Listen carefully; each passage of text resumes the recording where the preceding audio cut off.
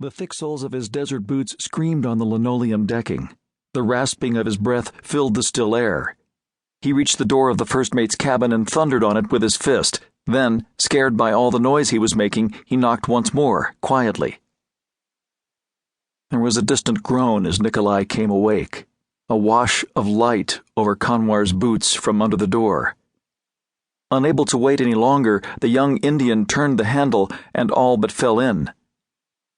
Nikolai was on the point of opening the door, and so they found themselves standing chest to chest, a short, dusky boy and a tall, bullish Greek with wise blue eyes and salt and pepper hair. "It's Gallagher," wheezed Kanwar. "He says we're all dead men." "No," said Nikolai calmly. "We'll get off all right in the lifeboats when the time comes. I've told you, stick by me." "It's not that," cried Kanwar in an agony of apprehension. "It's something else, something no one else knows about. He said he'd only tell me if I slept with him. It's something bad, Nikolai, something he was paid to do in secret."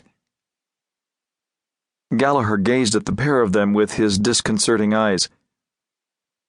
"Of course," he slurred.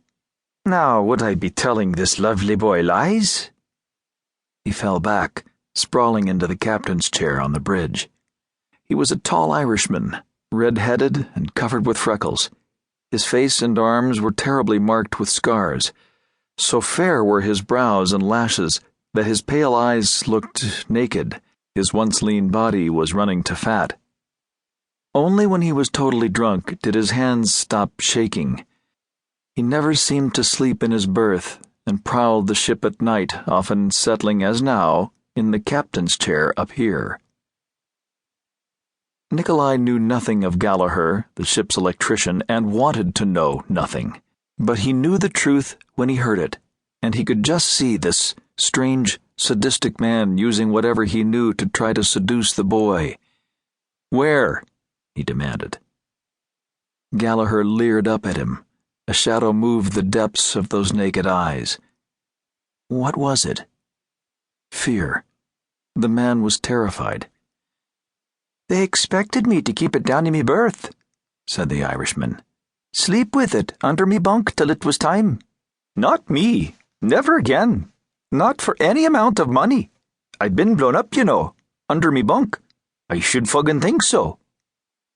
"Where did you put it, Gallagher?" Nikolai's voice was quiet now, appealing. He suspected all too clearly what it might be. Gallagher grinned like a death's head. "I'd have gone mad with keeping it so close." He gripped Nikolai suddenly with bruising force. "You do see that?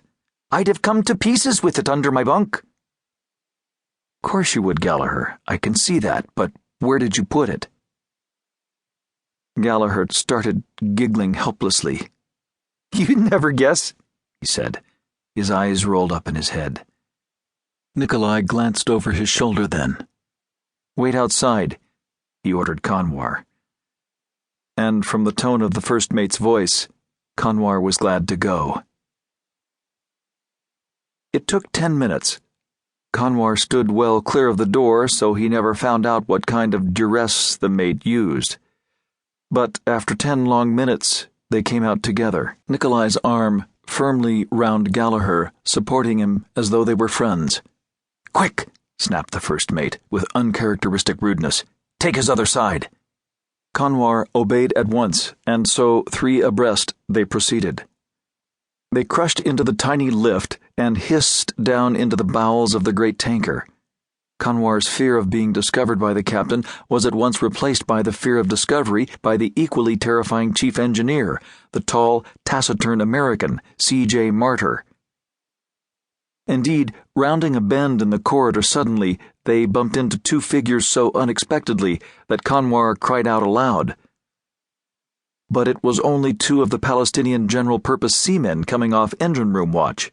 Kanwar knew them, Ibrahim and Majid. "You 2, ordered Nikolai at once. "Come with us." Obediently, unquestioningly, they fell in behind. Kanwar paid them no more attention, all other thoughts wiped from his mind by the sudden. To keep listening to this audiobook, I've left you a link in the description so you can do it, at no cost thanks to Audible's 30-day free trial.